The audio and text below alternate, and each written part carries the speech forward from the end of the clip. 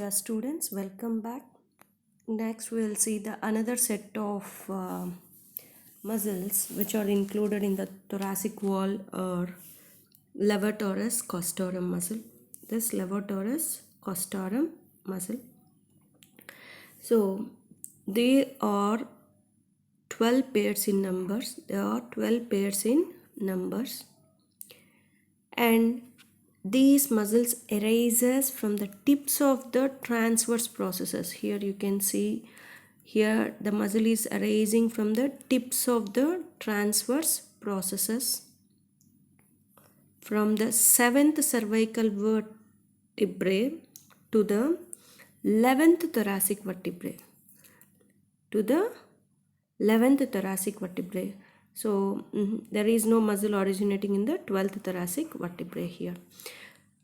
So the levator costorum muscle arises from the tips of the transverse processes from the 7th cervical vertebrae to the 11th thoracic vertebrae.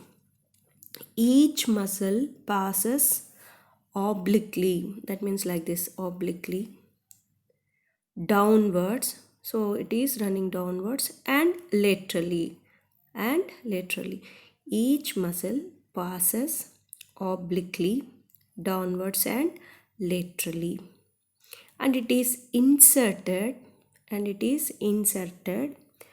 on the upper edge and outer surface of the rib, immediately below, in the interval between the tubercle and the angle. So you can see the insertion here.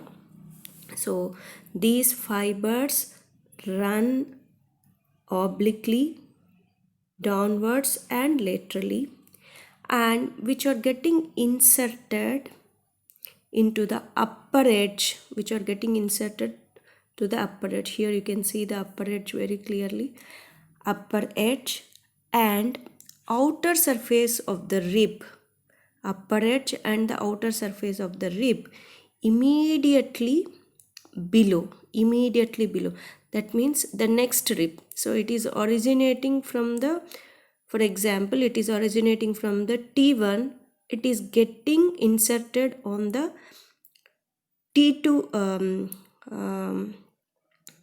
T2 thoracic rib. Okay. So T3 thoracic rib, sorry. So it is arising from the transverse process of T2, and this muscle is getting inserted below rib, isn't it? That means T3 rib on the upper edge and outer surface of the rib. So where exactly means in between the tubercle and the angle and the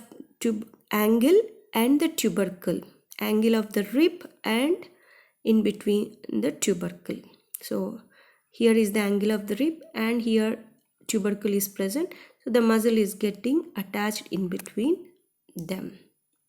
Okay, so this is about the attachment of the levator costorum. The levator costorum, we are having 12 pairs of levator costorum muscle which are arising from the tips of the transverse processes from C7 to T11 thoracic vertebrae, and each muscle passes obliquely, downwards and laterally, and it is getting inserted into the upper edge and the outer surface of the rib below, in the interval between the tubercle and the angle.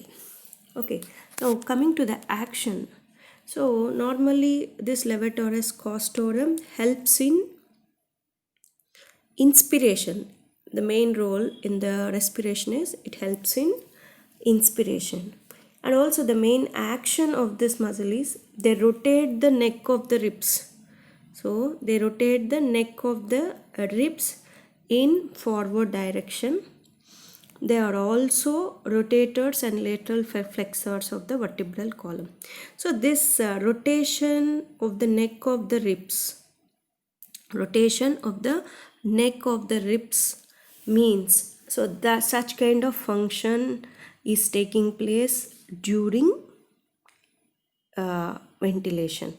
So the levatorus costorum will have some function in the ventilation, in the movements of respiration also. Okay, this is about the intercostal muscles, and another set is this levatorus costorum muscle. Thank you. In the